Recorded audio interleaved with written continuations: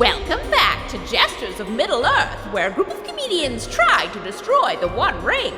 The sketch comedy troupe Wet Change was performing at Edinburgh Fringe when suddenly they were engulfed by mist. They emerged from the foggy swirl of leaves onto a forest road. They soon met a friendly and welcoming merchant who was immediately slain by a terrifying cloaked figure on horseback. Del, Tyler, Adam, and Guy fled through the woods and sought shelter inside a crypt, only to find it was already occupied by a malevolent wight. They fought for their lives until they were rescued by a jolly riding man named Tom Bombadil. Will these perfectly normal humans survive long in this mysterious and deadly fantasy world? I doubt it. Hello, everybody. Welcome back to Jesters of Middle-earth, our limited series adventure in the realms of the great J.R.R. Tolkien's Middle-earth.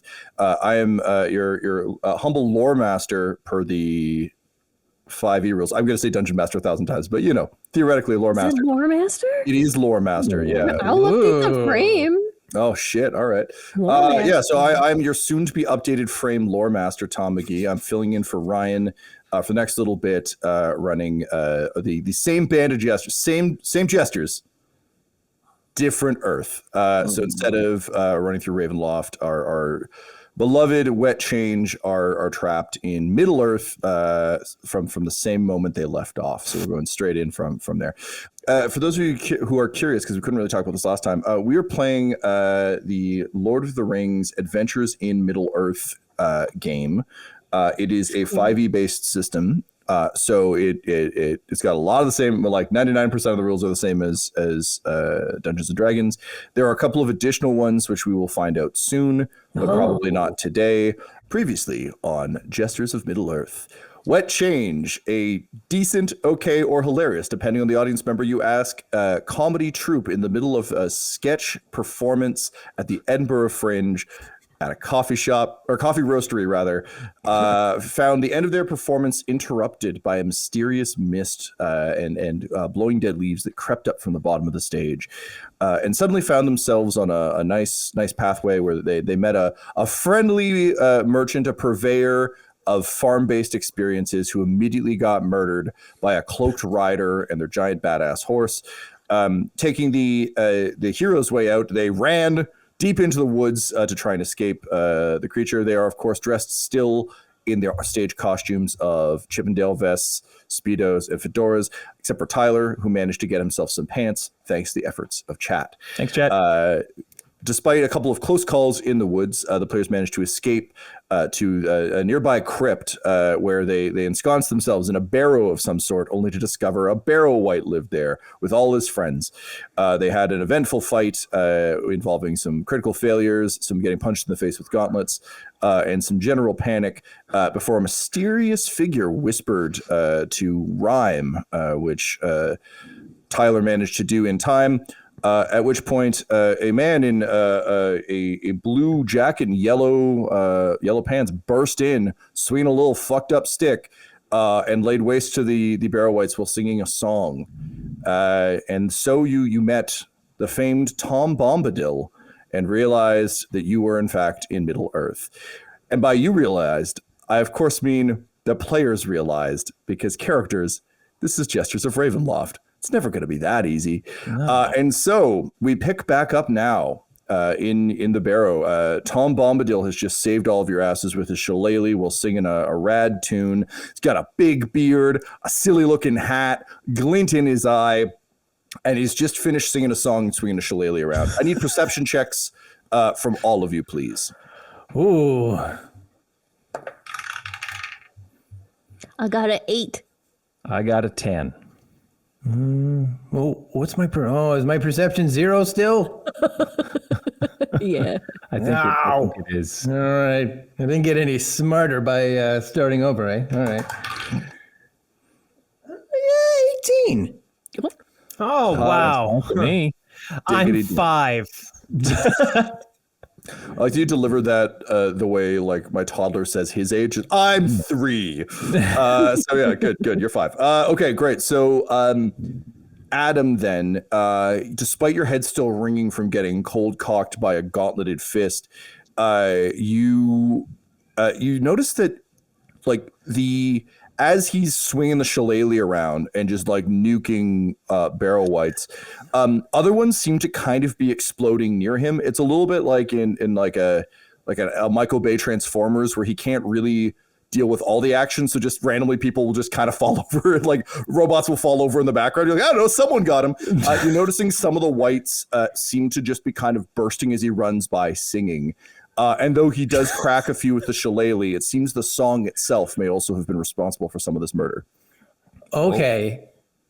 Now, when you say glint in his eye, is that like kind of like like Santa Claus, like I'm about to leave you presents glint, or is this like a madman kind of like glint in his eye? Because this sounds a Glint Howard, if you will. Little column A, little column B. No, he seems as the song would say, to be a jolly fellow. So very much the Santa Claus one, but like in one of those Santa Claus movies where he's also John Wick. Like he's happy, but he's also ready to put some foot to ass. And you can tell he's having fun. You can tell that like he's having a great time shillelaghing around, singing and like kicking his feet out and doing his whole shtick. As he's killing zombies and these things. Yeah. Okay. As they're blowing up around him in a swirl of melee and chaos. Oh, all right. No, I think during this, I'm like, I don't see much because I am helping to drag Adam back towards the door where Tyler is. Mm-hmm. But originally I was helping to drag Adam to try and save Adam. But as things are exploding and this madman is there, I am also hiding behind Adam. I'm like, like ducking down behind him and just pulling him back, trying to get him back where Tyler is. The most classic of all fantasy armors, your friend Adam. Yeah. Adamantine armor. Oh no. Ooh, hacha. Oof. Ouch. Owie. Great. Okay. So the slaughter is quick. The slaughter is efficient. The slaughter is merry. And so Tom Bombadil finishes and kind of turns around with a wink of his Santa Claus-esque eye. He just kind of like tosses the shillelagh up in the air and then catches it in his sleeve. And then puts his hands on his hips. I need you all to know that whenever Tom Bombadil moves, he's not like walking around like a normal dude. It is very like, like kicking out the foot, doing like the sort of Renaissance like dancing moves. Like his hands are on his hips, but like, he's got his wrists turned out. He's kicked one leg out straight, the other leg's bent. And just anytime he moves, it's with kind of a weird, like whimsical posing. At least I'm so far. Terrified. If this is happening, he just murdered a whole bunch of like creatures, and he's like, "Oh, kalukale!" Like I am just like on guard watching this guy. Yeah. And then his weapons retract into his sleeves. Yeah, it's a fucking trapdoor spider. This guy. And you're calling him Tom Bombadil. I can't recall. Did he tell us his name? Oh, you best fucking believe he said his name. Because if there's one thing I know about Tom Bombadil, he's like a Pokemon level of restating his name. So yes, he previously told you that his name was Tom Bombadil and he wanted you to come with him, which he would say at the end of this murder rampage. Whites out, if you will, just all around. I have a question for you, Tom. This was something that was expressly kind of made clear off the top of Jesters of Ravenloft, sort of just a general rule. D&D doesn't exist. So we don't know about the D&D things. Yes. Is this a Lord of the Rings free world that we come from where the name Tom Bombadil does not ring a bell? I'm going to need I've got two questions for you. First of all, how many of you as humans or your characters in Wet Change, I guess, your avatars of yourselves, have seen the movies, and how many have read the books? Because this is going to be a pretty important difference maker for Mr. Bombadil. Movies only. Movies only. Just the Lord of the Rings. Very good. Very good. I read The Hobbit, though. Okay, great. I almost read The Hobbit in school, but it was too big and I put it back. I didn't read them at all. No. Adam, you'll appreciate I did read The Hobbit in school, and for the project afterwards, I turned a Super Mario action figure into Bilbo Baggins because I refused to write an essay, so instead I just made a Hobbit action figure. It was rad. A+. Thank you. It's a me, a Bilbo. It was great. Yeah. Anyway. Me a fail or what? Yeah. And on that note, Laura may have already mentioned this in chat, but I just want to emphasize it again. Middle Earth is dirty with names. So hit me with those Lord of the Rings names. I'm talking hobbits. I'm talking elves. I'm talking dwarves. I'm talking historical figures that someone will mention in like the great battles of such and such. Like hit me with nonsense. Okay. But just wanted to flag that because I'm going to need it because Bombadil knows I can't. Abraham Lincoln, the dwarf. Yeah. Anyway, I'm going to see a play. He never told a lie, and it's very short. Yeah, he's in the back of the Silmarillion. All right, so it's very helpful to know that none of you have read the books. This is wild. So by that logic, even though he announced himself as Tom Bombadil, that would mean absolutely fucking nothing to any of you. Tyler, you've got a hand up. I have a friend named Tom McGee back in the real world who has made Tom Bombadil based references and jokes for nearly as long as I've known him. I also saw the TV show, the Rings of Power, and Tom Bombadil was in that. Oh, okay. So Adam's seen Rings of Power. Tyler, I'm not going to give you. That's fine. I'm not going to give you. Oh, actually, hang on. In Jesters proper, you wouldn't really know Tom McGee jokes because we wouldn't be doing Dum Dums and Dragons because there's no D&D. Yeah, I know, right? Yeah, there's some cross-show lore for you. Tom, just a defunct movie review podcast. Yeah.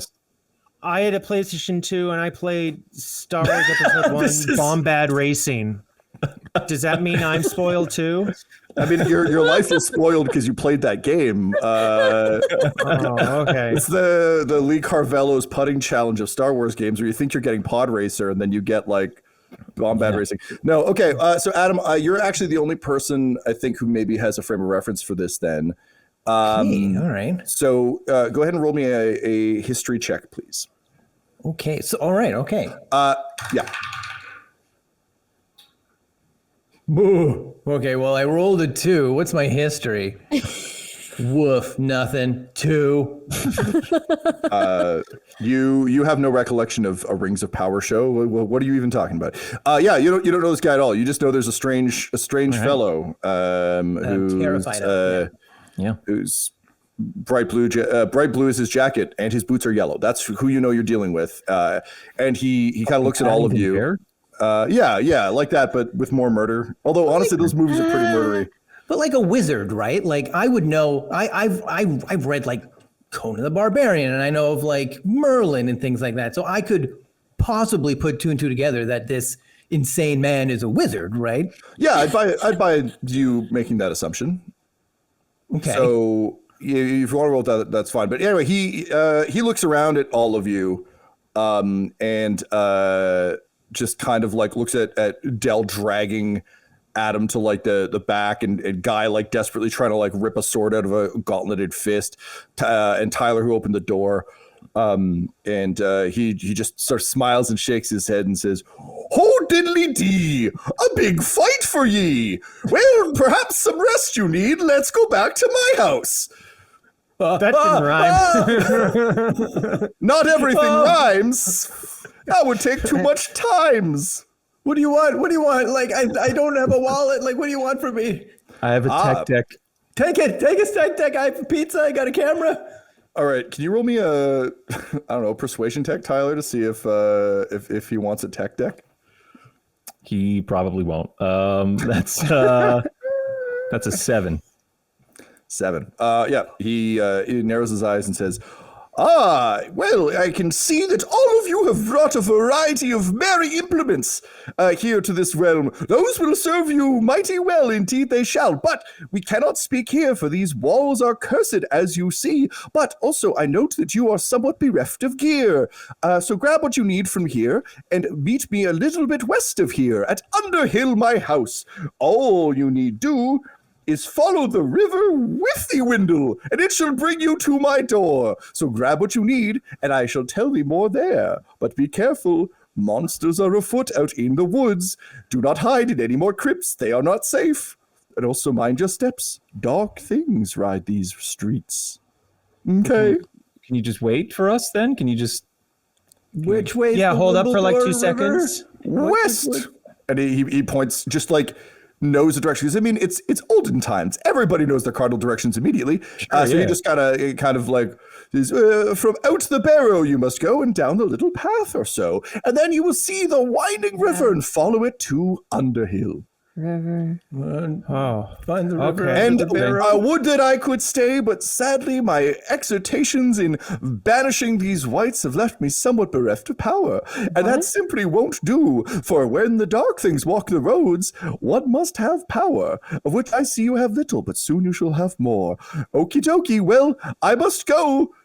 See you soon. And he jumps up in the air and clicks his heels and disappears in a blast of butterflies. God! Whoa. Butterflies. Oh, God! Get off of me! Oh my god. Now, I saw his shoes when he clicked his heels together because he said follow. And I'm like, I'm not taking down any of what he's saying in my mind. I hope somebody else is. But Dungeon Master, was I able to discern what kind of boots he was wearing? Like, did I get a good look at him? They're yellow. Yellow. Yeah, that's what we got. But like yellow boots. How big his feet were. Do I need to roll for that? I'm going to roll. Yeah, you can roll for that. Sure. Give me an athletic. Nat 20. Okay, so You got some Check. Guy, I need you to tell us what your experience working at the athletic sports shoe store was prior to wet change, or if it's during wet change. But I think this unlocks some new lore that you can eyeball a shoe at that distance. It can be any shoe store you want, but like, tell us what shoe store did you work at and did you like it? Yeah. So this was Walking on a Cloud.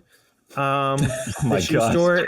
It really caters to like an older demographic or young kids that do really good at like school. Hold on. I work there for academic success is shoes in some households. shoes that give you good back support and good posture. So I only worked there for a day because it was a co-op thing during high school. I was like, no, I wanted to go somewhere else. So that didn't work out. But through the power of working there for one day and having, this was before phones. So all I had to do was like read shoes, like read I was going to say the ingredients of shoes, go to read the materials, everything. And so many people coming in there that I was just able to clock them like, oh, that's a size 10. Oh, let me guess. Size 6, wide at the ends. You got a skinny ass foot, girl. So that walked away from ever since that time, stuck in my memory banks. Amazing. I know this guy's feet. Yeah, well, and incidentally, he is seemingly walking on a literal cloud, which isn't really how that store works, but like, it's nice to dream. You size up his boots, and yeah, you think you could rock those. You think you could rock those boots. It'll clash a little bit with the rest of the outfit, but like, if you're looking to John McClane him and steal his boots, like it's possible.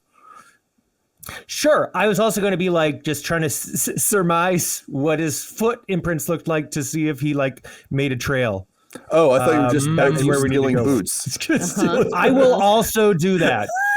Since I'm shocked with these memories of my shoe times. Isn't he just straight up gone though? Yeah, he's gone. He's gone. It's just Guy is currently shoeless because of the didn't get those shoes. He didn't walk out of here. It was a magic trick, obviously. Yeah. All right, whatever. No, hang on. I do buy the wanting to check outside because like Tyler heard the whisper through the door, which I don't think he would have told any of you other than that he randomly rhymed, which is strange. But yeah, Guy, if you want to go like peek your head out the door, if you just want to check when you're on your way to Underhill, that's totally fine. So just keep that in your back pocket for when we go out. And I'm sorry, I assumed you wanted to steal things rather than just like learn about a person. That's I gotta talk to my therapist about this. This is bad. This is just living in a downward spiral of shoe stealery. Just wanted to learn about an NPC's feet. That's all. That's a different show. All right, Quentin Tarantino. I'm all horned up. I'm just going to make one more movie and then retire. All right. So previously as well, Guy, since we're on things Guy has noticed, you rolled a couple of failures and were really bummed out about it. So I threw you a bone and let you look at some gear. There is a pile of stuff near the throne that the Barrow White came off of. Unfortunately, as we've established from that sword that Del so heroically threw that exploded, a lot of the gear is not great. But you saw the glint of something. So after, if there's anything else you'd immediately do after the disappearance of Tom Bombadil, the butterflies like quickly turn into ether and kind of disappear. Like it's not like a swarm of butterflies is in there with you. They kind of de-res around you. Is there anything you would immediately do, or do you want to go check the loot? Loot. I want to see if any of these skellies have boots. Skelly boots? They sure don't. That'd be way too easy. Boots. No boots, no pants. But well, I guess a sword will do. Yes, well, indeed there is. You find sort of the usable stuff you dig through. You find a sort of a workman-like axe. It's not like for chopping wood. It is a small war axe. In D&D terms, this would be like the throwing axe you have on your belt. But for all of you, this is just a nice thing. It's got some like engravings of serpents and stuff on the axe head, like a shrunk down version of sort of a Viking axe, like a Viking hand axe. You find a short bow with a quiver of arrows. It looks to be in excellent condition, probably left here more ornamentally than used in combat. You find a shield, so just a round shield with one of those like metal knobs on the end, and it's got a long lost, like faded out sigil of some sort on it. And you find two short swords. One that is sort of glinting in the light, and one that is not. So one that's got a bit of a shimmer on it, and one that doesn't. So that's what you find amidst the stuff. You can divide it up however you want. But Tyler, as you're digging through the pile and helping to kind of like toss out the stuff that looks in any way viable, the mists kind of curl around your hand. And having just encountered a bunch of whites and things, that's I think it's a little bit like but as you pull your hand back, you realize there's a small metallic object in it with a chain hanging from it. It seems to be a locket of some sort. It just appeared in my hand. As you were digging around in the pile, it was like you can kind of imagine it as like rummaging. Going for a rummage. It's like as you scooped your hand, like reached your hand in for the next scoop out, like a Toronto Trash Panda would, your hand just kind of like caught on something, and then the mist sort of swirled around it. And as you pulled back, you realized your fist was closed, and in opening it, you have a locket in your hand. It's very strange, these mists. Yeah. Unlike anything you've ever experienced, because you didn't go to Ravenloft. Right. Yeah. This is so weird. What's up with that? I would like to open the locket. So you open the locket, and inside it's almost a mirrored surface. You can see an unfamiliar script written around sort of the ring of the locket. But as you kind of turn it in the light, you can see a shield that reflects like a shield sigil. It's a little bit like those like 90s hologram stickers where like you just kind of see something at various angles. So yeah, it seems to be a shield of some sort. And you feel safer holding it, and you're not quite sure why. Yeah, I probably don't have time to really investigate. Well, you can investigate all you want. I don't know. I don't feel safe here. I understand that I feel some modicum of safety holding this thing, but I don't know that it would alter my behavior given the circumstances. So I don't have pockets. No, I have pants, but do the pants have pockets? Do I have pocketed pants? I will let you spend a point of inspiration to have pockets. I don't have inspiration anymore. Then no, it has no pockets. Oh, no. And with that, we'll cut to an ad break.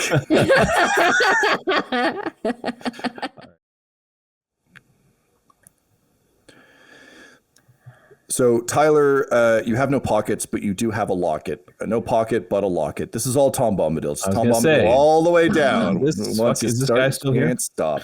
Well, I'll put it on over my head then. I'll instead of pocketing it, I will wear it. And then that frees up my hands and I'll keep sifting through gear. Yeah. Great. So, yeah, as you put it on, your shoulders relax ever so slightly. You just feel a little safer, a little more confident. Not in a serious, like, it doesn't hit you with like a magical wave of anything. It's just kind of the difference between walking on the yellow line to get to a spot to stand on a train platform and stepping off the yellow line to stand safely and wait for your train. Just a minor amount of comfort. Okay. Yeah. So you've got that. That's all good. You have your pile of loot, and it is up to you, Jesters, how you would like to distribute it amongst yourselves. Well, while the guys are looking through the pile of loot, I'm looking for different thing. This might be random, but I'm looking for either a rock or like a piece of metal. I'm looking for something small and cold because Adam, I'm assuming, has a shiner because he was punched by a gauntlet. So I'm trying to find something cold to put on Adam's face. Everything in the tomb is cold. Good. I just want something not super dirty to be able to just pick it up and take it to Adam and be like, you look terrible, put this on your face. Okay, Del, can you roll me an investigation, please? Yes. Let's see what you can find. It's a 13. A 13. Okay, yeah, I think it's probably like digging up a little loose piece of rock, maybe off the ground. Probably not one of the tomb lids or whatever, but like you can dig up a small piece of rock. And I will wipe it off on my shirt so that it's not dirty to put on Adam's face. But I will just go to give Adam this rock. While you're looking at stuff, put this rock on your face so that you're swelling a lot. Yeah. Oh my God, it's so cold. Oh, that's so nice. Thank you. You look bad. Okay. I feel bad. I got punched by a zombie, and then an insane Santa came in and murdered everybody. We need weapons. Right now. Are there insane helmets? Santa wants us to go to his house, but also what else should we do? I mean... If he wanted to kill us, I guess he could have. He exploded these guys and then he turned into butterflies, because that's that was awful. awful. I hated that. That was then bad. he turned into butterflies. Yeah. Guys. What's up, buddy? That's the power of Santa. I know he said his name was Tom Bombadil, but you know what? I've only ever seen that kind of magic come out of one guy. Santa. You've seen Santa. Seen him? Santa's Yeah, real. like a Coca-Cola commercials before they had the polar Okay, bears. so you've seen Santa in the way that we've all seen Santa as a fictional Right. Matt. I've never seen Well, Santa where do that. are we? Like, never seen We're- him do that. Okay, well, I don't know, man. He's big, he's jolly, he's magical, and then I pull out the little short sword with the glint, and he's given us gifts. Here, Adam, take one, and I get the other one, and I put it on the ground, and I slide it over to him. Well, I want the bow and arrow. I want to be as far away from Tom Bandersnatch so I can kind of hit him if I have to. Sure thing. One bow and arrow coming up, and then I pick that up and I whip it. No, geez, no. Adam, can you roll me a dexterity save to catch the bow? Oh, danger sense? I guess I don't. Danger sense would have been for the white that punched you in the head. Man, I got. It's just a bow. I'm not throwing the arrows at you. All right, dexterity 0. 10. Yeah, it lands in your arms, but catching a bow is weird and awkward. It kind of like flails. So there's a bit of flaily bouncing, and then it falls at your feet. You're able to just pick it up. Yeah, I'll get the arrows. Don't worry. I'll just walk over and get it. Yeah, sure. Sword for Guy, bow and arrow for Adam. What do you want, Del? We got a shield and an axe and another short sword. I mean, I guess I'll take the shield. I've never stabbed anybody. Yeah, me neither. Me neither. Okay. Adam? But look, I'm looking for a helmet. Okay, guys. Have you stabbed anybody? Well, like not intentionally. Like it's happened, but it's not like I wanted to. Look, we need to find helmets. Okay, we need to find helmets, and we need to find let's start taking these armor off these people. Come on. Oh, okay. Tom Bombadil said that it's like dangerous out there, even on the way to his little cottage, I guess. You have some experience stabbing someone, even accidentally. That's something. Does anyone else know how to fight? I don't know anything about fighting. I took Taekwondo. Is there anything you could teach us before we go out? Any like basics we should know about? Yeah, I guess. Like, Yeah. I wasn't good at Taekwondo, but I guess I could show you how to block and stuff, but Oh, does that don't know have if- belts, like belt colors, Taekwondo? yeah, it does. It's like it's just a Korean karate, basically. I did karate. Sure, that's what they. You did karate. I did. I got up to purple belt until I hurt my neck. Oh, okay. This is all great. I don't know anything about fighting. Like, is there any like sort of like universally helpful information about physical fighting You know combat? katas. Do you know what katas are? No. That's like practice hitting. You mean katas? Yeah, kata. They're called katas. So it's like there's a set of moves you do, and basically, I guess the bad guys have to be in that shape in order for the kata to work. Okay. Like I know Takyoko Shodan. What is that? Sounds I delicious. do Takyoko Shodan. All right, roll me athletics, I guess. Okay. I'm doing. What's my athletics? Do I have? Am I athletic? I got nothing. Oh man. Woof. All right. You know, my sensei always used to say that martial arts are completely useless if you don't do the exercises to keep yourself healthy enough to run away after you hit the guy. And he was right. So there you go. Sensei Johnston, you nailed it. Thanks, Sensei Johnston. Mr. Johnston from our high school, I think. Yeah. Yes, yeah. correct. Yep. Yep, that's right. Yeah. Man, Sensei Bright is rolling over in his grave. I hope he's not dead. I rolled a 3. Rolling over in his bed at home comfortably. All right. Let me take a stab at this because Sensei Bob taught me universals. That's what they called them in Taekwondo in Canada. Here's number 2, universal. Athletics, please. Guy, I'm going to give you a +1 to this because you're doing it in bare feet, like you would have done when you trained in the dojo. +1? Yep. Okay, then that is 13. 13. All right, so you both do kata as Del and Tyler watch. Hey, yeah. Guys looks a lot better, but they still both seem kind of inapplicable to anything you're doing unless you actually learn the mechanics behind it, which none of you have time to do. Yeah. But, now you have seen martial arts. Does this make you to feel any particular way about giving them close combat weapons? Tyler, I've never done any martial arts stuff. I took a semester of archery, but I just watch movies. yeah, I think Wait, let's you not. did a semester of archery? Yeah. Get the Adam, the bow. Del knows archery. Oh yeah. I did it a while ago, but yeah, and I know how to put a bow together. You gotta like stand over it and put it between your legs and like, Well, that's long amazing, bow. Del. Yeah, Adam, give her the give Del the bow and arrow. Is there another bow and arrow? Because I like the idea of bow and arrow. Like, look, you can have the bow and arrow. I'm just wondering, is there like, I want to have a weapon that I can stay far away from people. Maybe there's a big Dude, let's be sword bros. Del's got the shield. Maybe Del, you can coach yeah, him. you can. Can I? Sure. Yeah. Okay. Well, honestly, my point wasn't that I'm great at archery. My point is we shouldn't fight anybody. That's my point. Yeah. Okay. Yeah.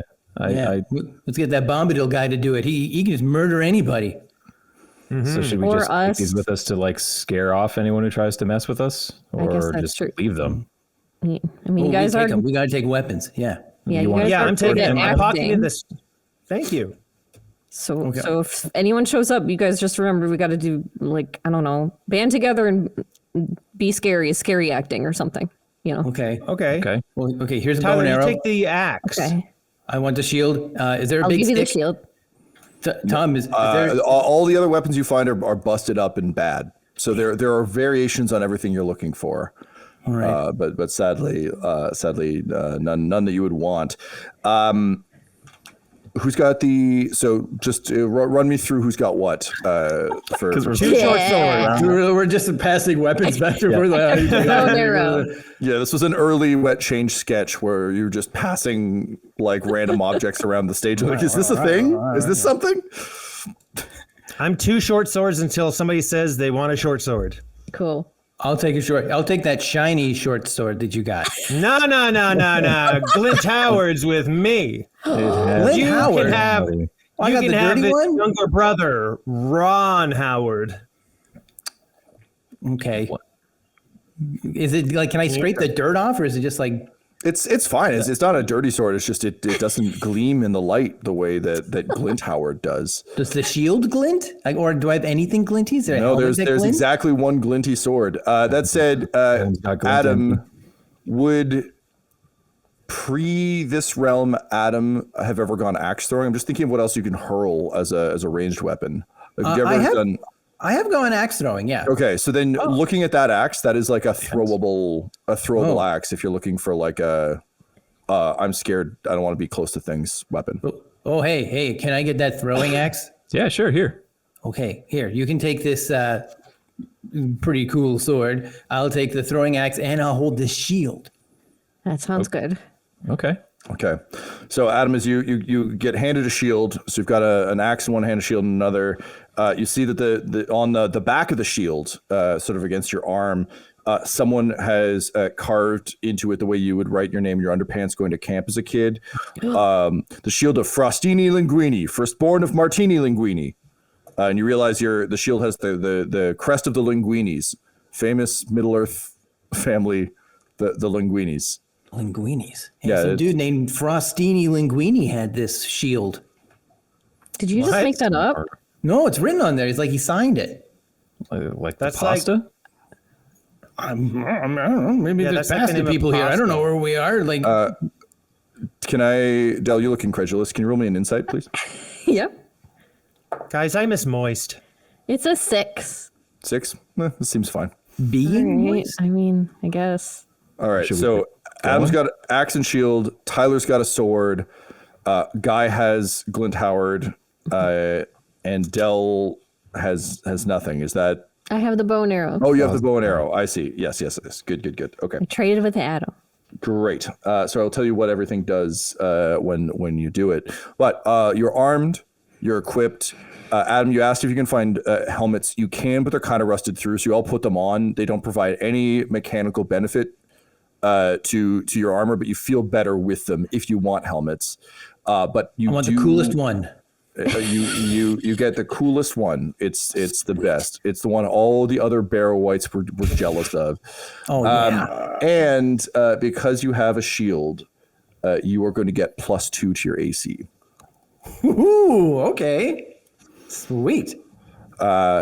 And so Tyler and Guy, both of you sort of in hand, these feel weirdly comfortable in your hands in a way that's a little bit unexpected. It's one thing to kind of run around with toy swords. It's another thing to just be like, oh, this feels this feels all right. This doesn't feel too bad.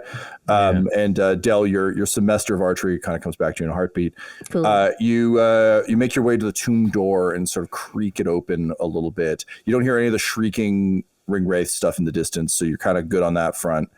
However, Guy, having observed the feat of Tom Bombadil, you can see that there's like a bunch of footprints around the outside of the door. It almost looks like he was pacing or wandering around out here.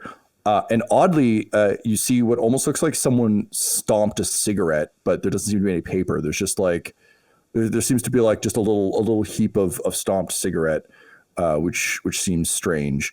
But it's a mystery you don't really have time to solve because you are set for Underhill.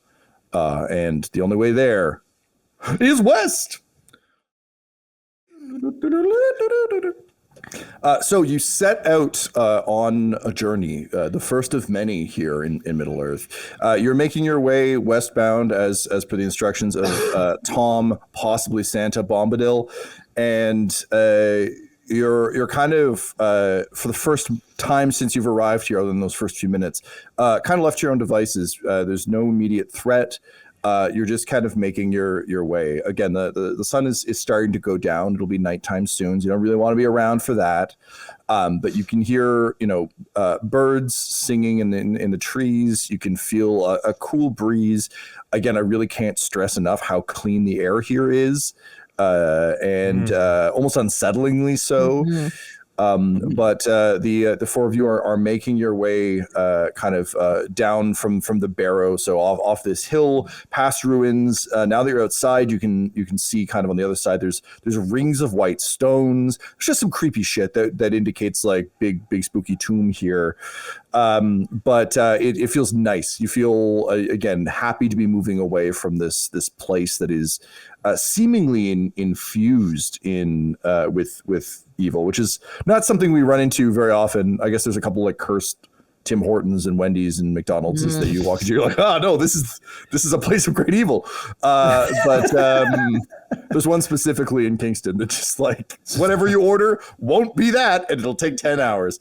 But you feel the weight lifted, and can I guess if I get insight from all of you to see if you notice this, because this is a weird fucking feeling that's kind of unique to a fantasy realm. Insight. 19. Oh, shit. Also a 19. Whoa. We're all so insightful. Does that give me a plus for my insight? Like when I fucked up last time, I got a -1 for athletics. Sorry, Adam. Yeah, I rolled a 4. Another 0 wisdom. Yeah, you're feeling good, Adam. Everything's great. You've got Frostine, Kneeling, Weed, and Shield. What could go wrong? I got the coolest helmet. I got an axe. I got a shield. I'm feeling great. Yeah, the rest of you do feel a palpable sense of relief and recognize it in yourself that like, oh, that place felt bad. And it will make you slightly more aware of it moving forward, except for Adam, who just thinks it was a place where got knocked in the noggin. All right, so you're making your way. Is there anything you guys would be talking about along the way, or are you still in like panic? We have to get to Fantasy Santa Town. I'd be looking for that river that we're supposed to follow. I'd go to Dell, because Dell, you have your phone, right? Mm-hmm. I'd be like, hey, does your sometimes phones have like a compass app? Does your phone have a compass app? Oh, maybe. I'm gonna open my phone and see if I have any bars again, and then I'm scrolling through apps to see if there's like a built-in compass app on the phone, because it wouldn't be something I would put in normally. There's no GPS here, so. Because it would be deeply convenient for me. Yes, there is in fact an app in your phone that for some reason with no signal is able to pick up, some very smart engineer who watches too much Survivor Man like tucked a little gyroscopic mechanism in, and sure enough, your phone leads west. So I was gonna make you roll a nature check to find or a survival check to find the river, but instead, just all by your lonesome, you're able to find the River Withywindle, which is just a sweet winding river. And immediately as you move away from the Barrow, like things are getting increasingly like beautiful and kind of bucolic. Like suddenly it's like, oh, there are a lot more birds, and you can like see the occasional rabbit leap by, and there's flowers, and you can smell the sort of the scent of like flowers and pollen on the breeze. Bees are flying around. It's a very lush area. And you're walking along, just kind of enjoying this, but probably wary of it too, because everything's scary. But you have does any of you grab a drink, or are you just continuing on your way? Would you trust random river water? No, man, that's how you get beaver fever. Yeah. I mean, I think I would. I'd kind of use my shield to kind of get as much water as I could, and like drink some and then like kind of pour it on me so I can get like a bit of a bath. Ooh, Like, Adam, splash your water. that's not good, dude. No. Adam, animals piss and shit in that water, man. You got to boil it. No, but the water moves. So if they did, it's down that way. Think about it's Well, down they that did way. it but- upstream. Yeah, no, we're down that way from whatever's up that way, pissing and shitting in the water that you're drinking. No, it tasted. It's clean. I just don't. listen. I've drank. Don't ask me why, but I've drank bad river water before. Okay, so I know it. Adam, you can Hey, man. you can regain 2 HP. It's damn refreshing. Ooh, hey guys, I feel better. I feel better after drinking this. Does that mean there's drugs in the water? I don't know, man, but I took a sip and like, look, like my face feels better. Oh, well, that's good. Okay. I'm not All thirsty, right. but Yeah, I'm okay. I am. Yeah, man, drink up. Okay, here goes. This shit's great. Okay, I'm going to put my hands in and I'm going to cup it. I do the first one apprehensively, and then I realize it tastes good. I'm not seeing any so crud good. in the water. I'm going to drink some more. You can gain 2 HP. oh man, Yeah, man, drink this up, man. This is good. I don't want to. There's no shit in this. I don't know where you're getting that from. I'm just first of all, I'm just straight up not thirsty, and second of all, no, like I know what will happen to my guts in a couple hours after drinking that. I mean, I'm feeling really good, so I think I good know things you are are, happening in my buddy. gut. Del, Okay. in the distance, you can see smoke kind of on the drifting up from chimney smoke. There's a clear kind of line of curling chimney smoke just a bit further west. Oh, well, regardless of drinking it, at least this seems to be the right stream because if you look up there, like next to the tree, you see there's like a little smoke. It's just beyond like a big willow tree. Hopefully, it's not like the trees are on fire. Hopefully, it's just like Oh yeah, Okay, so we're getting close to that guy's house, then I guess. I guess so. All I right. guess. Yeah, or it's the coffee roastery and they're roastering some coffee. Yeah, I it could be think that. we're I mean, a long way away from that, but I mean, if I there's don't know. drugs in the water, then maybe there's coffee in the forest. Oh, I could go for some coffee. Oh my all god. right. Maybe we're all just really, really high and someone put something in the coffee. Maybe we'll all go to sleep and feel better. Yeah, maybe. It's funny you mentioned that, Del. Can everyone please roll me a con save? 19 again. 13. Man, I got +3 in Constitution. Wow. All right. Nat 1. 5. Tyler, as you kind of like run a hand back through your hair, watching everyone like drink from the water and Del talk about Santa Claus's house being nearby. You hear Del talk about falling asleep, and that does sound pretty good. But you don't want to sleep right now. That would be crazy. You're exposed. You just got chased through you specifically just got chased through the woods by like a nightmare man. Which is why you're so deeply confused when you hear thumps behind you as Adam, Guy, and Del seem to fall asleep. Guy passing out directly into the water. Ooh, okay. Well, we got to go for him first. Then while my guy is drowned. Yeah, you could do that. But first, you're gonna have to deal with the other thing you see, which is willow branches shooting past you at a Sam Raimi Evil Dead speed. And wrapping around the sleeping people, as well as Guy, and shoving him deep into the riverbed, and ripping Adam and Del past you. Seems some shit's going down on Santa's lawn. What do? And that's the episode. Oh god. Jesters of Middle-earth features the voices of players Tyler Hewitt, Del Borovic, Guy Bradford, and Adam McNamara, alongside Dungeon Master Tom McGee. This episode was edited and mixed by Laura Hamstra, and Jesters of Middle-earth's artwork was created by Del Borovic at delborovic.com. That's DELBOROVIC.com. Our theme song is Midnight Creeping by Jonathan Shaw at jshaw.co.uk. And our ad breaks use the tracks No Control and Chiefs by Jazzar, JAHZZAR. whose music is available at freemusicarchive.org. For all things Dum-Dums and Dice, including merchandise and how to join our Patreon, you can visit dumdumdice.com or find us on social media at dumdumdice. That's DUMBDICE. Now get out of here before the mist gets you too.